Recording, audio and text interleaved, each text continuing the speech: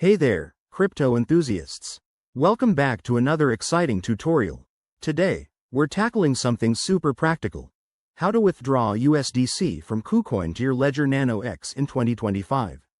With the crypto world evolving faster than ever, securing your assets is key, and this step-by-step guide will help you do just that.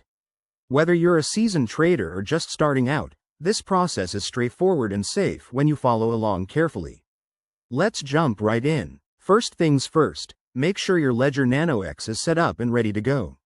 If you haven't already, install the Ethereum app on your Ledger since USDC is an ERC20 token. This is crucial because it allows your Ledger to interact with USDC transactions. Once that's done, connect your Ledger to your computer via USB and open the Ethereum app on the device. Next, log into your Kucoin account. Head over to the Assets section and find your USDC balance.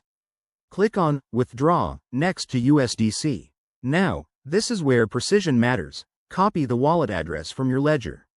On your Ledger device, go to the Ethereum app and use the Ledger Live software to generate and verify your receiving address. Double-check that it's correct to avoid any mishaps. Once you have the address, paste it into the withdrawal form on Kucoin.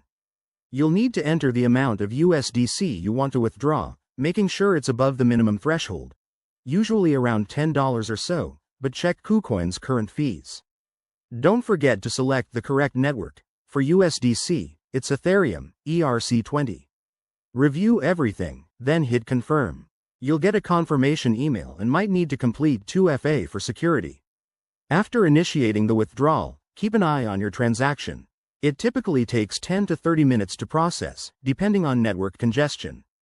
Once it hits your Ledger, you can check your balance in Ledger Live. And just like that, your USDC is safely stored on your hardware wallet.